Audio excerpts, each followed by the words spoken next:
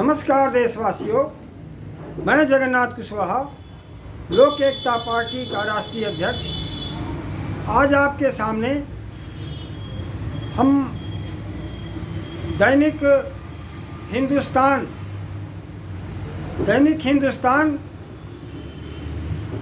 के एक पेज पर निकला हुआ है कि बसपा 13 साल बाद भाईचारा कमेटियों को बहाल करने जा रही है।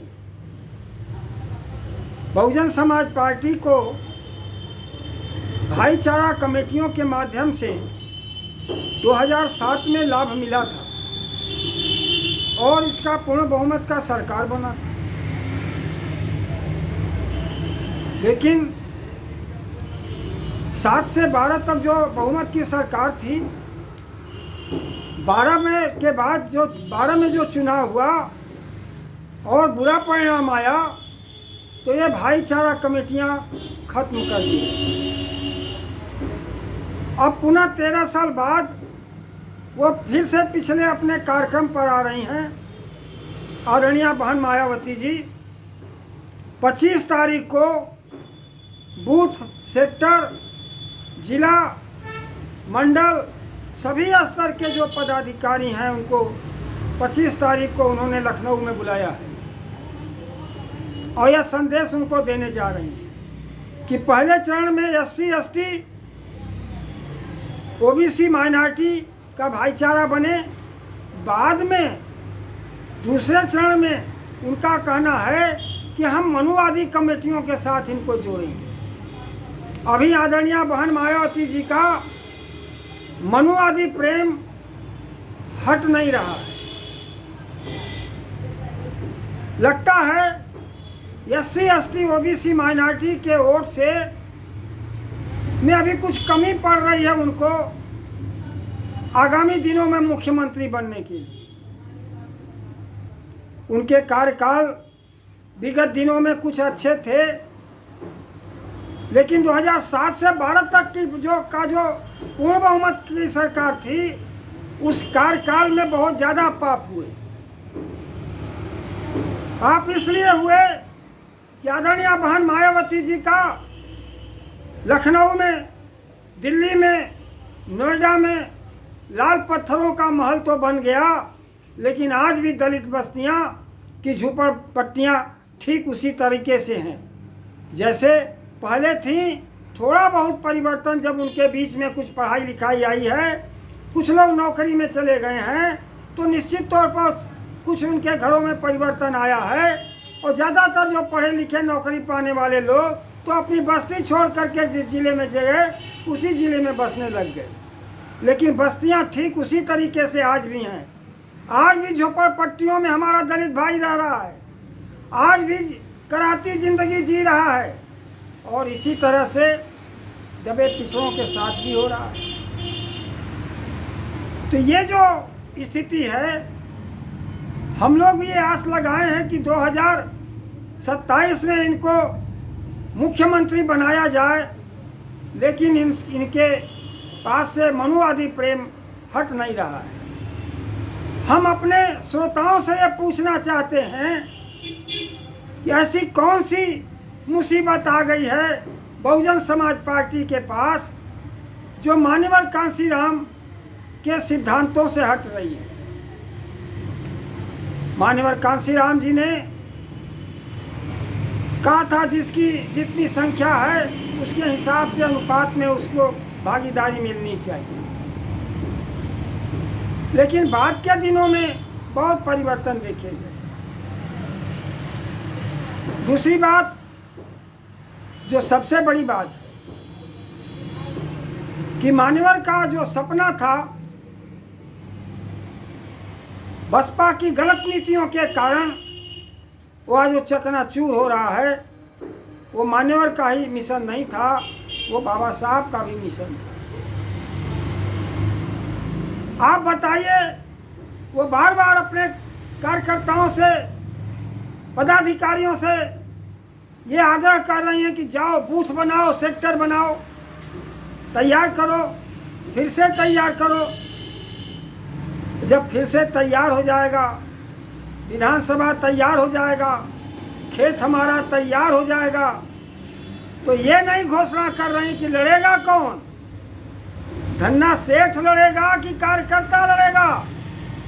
मैं बहुजन समाज से पूछना चाहता हूं, आप कमेंट के माध्यम से हमको बताइए कि क्या बहुजन समाज पार्टी का में बहुजन समाज का वोट कम पड़ रहा है, जो मनुवादियों के ये को न्योता दे रही हैं। भारतीय जनता पार्टी को देखिए, वो कहती है कि हमें मुसलमानों का वोट न चाहिए, ना हम उनको टिकट देंगे, न मंत्री बनाएंगे, जबकि उनकी संख्या मनुवादियों की संख्या से ज़्यादा है। लेकिन बहुजन समाज का, जिसको हम SC ST माइनॉरिटी OBC कहते हैं, ये 100 में 90 है। 90% वोट बहन मायावती जी को मुख्यमंत्री बनने के लिए 2027 में लगता है कम पड़ रहा है, इसलिए ये मनुवादियों की बार बार चिंता कर रही हैं। ये चिंता इनका जायज है या नाजायज है, ये हम अपने श्रोताओं से पूछना चाहूँगा, जो हमें कमेंट के माध्यम से बताइए। और यह कमेंट कम से कम आप लोगों का आएगा, और यह बात आप लोग भी विचार करेंगे कि भारतीय जनता पार्टी अल्पसंख्यक को नकार करके इस देश में नफरत की राजनीति पैदा कर रही है, और बहुजन समाज पार्टी भाईचारा की राजनीति करने वाली जो पार्टी थी, उसको मनुवादी की ज़रूरत क्या है कि आप कह रहे हैं कि बाद में मनुवादियों के साथ जोड़ेंगे। क्यों जोड़ेंगी? हम ये नहीं कहते कि सत्ता बनने के बाद जो 10% है उनको देश निकाला किया जाए, या उनको आबादी के हिसाब से उनकी हिस्सेदारी न दी जाए। लेकिन संगठन में रखने का मतलब क्या है? संगठन में रखने का मतलब शेर को, बकरी को एक ही घाट पर पानी पिलाना है। आप बताइए, बकरी सुरक्षित रहेगी? कैडर में हम लोग पढ़ाते क्या थे और आदरणीय क्या कह रही हैं, आप इस पर विचार करिए। क्या SC ST OBC माइनॉरिटी का समाज इस लायक हो गया है कि उनको कमेटियों में रख करके और ये अपने हिसाब से काम कर लेगा? जो फूट डालो राज करो के माहिर लोग हैं, जिससे आज बहुजन समाज पार्टी की दुर्दशा है। बहुत तरीके से बहुजन समाज चाहता है, कुछ अच्छे जो काम हुए थे बसपा के शासन काल में, तो हम लोग फिर से चाहते हैं कि बहन मायावती जी मुख्यमंत्री बने, लेकिन मनुवादी प्रेम को उनको छोड़ना पड़ेगा। देश निकाला की बात नहीं कर रहे हैं, लेकिन हम संगठन में किसी भी कीमत में बसपा के हम मनुवादियों को देखना नहीं चाहते। जैसे भारतीय जनता पार्टी अल्पसंख्यक को अपने संगठन में, मंत्रिमंडल में, नीति निर्धारक कमेटियों में अगर वो नहीं रखना चाहती है, तो हम लेकिन बसपा उनको, मनुवादियों को रखना चाहती है। मनुवादियों की पार्टी नफरत फैला रही है, अल्पसंख्यकों को इसमें रखना नहीं चाहती है, जबकि अल्पसंख्यकों का इस देश की आज़ादी में सबसे बड़ा उनका योगदान रहा है। और आज के जो सत्ता पर बैठे भाजपा के लोग हैं, इनका देश की आज़ादी के लिए कोई योगदान नहीं रहा है। ऐसे लोग देश के अंदर नफरत का माहौल पैदा करके भाईचारा को बिगाड़ने का काम कर रहे हैं। और उस दिशा में अगर बसपा सुप्रीमो भी ये कहेंगी कि अभी SC ST OBC माइनॉरिटी का भाईचारा बनना चाहिए, बाद में हम मनुवादियों के साथ जोड़ेंगे। क्यों जोड़ेंगी भाई? क्यों जोड़ेंगी? हमारी क्या मजबूरी है? या साफ साफ क्यों नहीं बनाती? या क्यों डरी हुई हैं? क्यों डरी हुई हैं? हम जानते हैं क्यों डरी हुई हैं। 7 से 12 तक की फुल फ्लैश जो सरकार थी बहुजन समाज पार्टी की, उसमें जो गलतियां हुई हैं, आज से ज्यादा जो संपत्ति बटोरा गया है, मान्यवर कांशीराम की तरह से जिंदगी आदरणीय मायावती जी ने नहीं जिया है। इनको महलों में रहना पसंद था, इसलिए इन्होंने नोएडा में, दिल्ली में, लखनऊ में आलीशान पत्थरों की महल, लाल पत्थरों की महल बना डाली हैं। क्या इससे दलित समाज का कौन सा कल्याण होगा? दलित समाज ये न समझे कि हम आदरणीय बहन मायावती जी के लाल पत्थरों से नफरत करते हैं, लेकिन नहीं, जब तक हमारा हर दबा पिछड़ा इस लायक नहीं बन जाता और उसकी नेता मान्यवर कांशीराम की तरह से आचरण न करके संपत्ति बटोरने और महलों में रहने का ख्वाब देखने के कारण जो आज बसपा की दुर्दशा हुई है, हम नहीं चाहते कि आगे भी हो।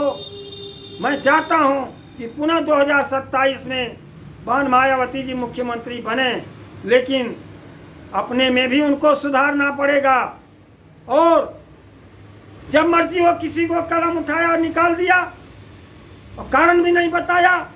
अरे इस पार्टी में लोकतंत्र है तो कहाँ है? कोई अगर आदमी गलती करता है तो कोई अनुशासन समिति है, कोई कमेटी है? नहीं है। क्यों नहीं है? जब जनतंत्र में आस्था और विश्वास है तो जनतंत्र तरीके से, जनतांत्रिक तरीके से पार्टी के अंदर भी प्रबंधन होना चाहिए। पार्टी में डिक्टेटरशिप का अभियान नहीं चलना चाहिए। मर्जी जब हुआ किसी को निकाल दिया। और नौटंकी भी समझ लीजिए, आज नहीं तो कल आप साबित करिएगा, देख लीजिएगा। इस देश के अंदर जिस तरह से आकाश आनंद को निकाला गया है, यह एक नौटंकी है। और आदरणीय के पास उनके न रहने पर यह उनको भी जो उत्तराधिकारी का ख्वाब है, तो आकाश आनंद के अलावा कोई नहीं है। और देख लीजिएगा, गाहे बगाहे फिर आकाश आनंद को प्रमोट करेंगी। यह सब तरीका ठीक नहीं है। तरीका कोई भी हो, किसी को भी पार्टी से निकालना हो, अगर वह गलत काम करता है तो अनुशासन समिति में जाना चाहिए, उस पर लोग बैठ के विचार करना चाहिए। विचार करके जनतांत्रिक तरीके से निर्णय होना चाहिए। उस निर्णय का फैसला बसपा सुप्रीमो को सुनाना चाहिए। और एक तरफा निर्णय, एक तरफा फैसला, एक तरफा बात, इससे जनतंत्र नहीं चलेगा। इससे लोकतंत्र की हत्या कही जाएगी। ऐसे लोगों को हम कैसे मान लें कि ये संविधान में विश्वास करते हैं?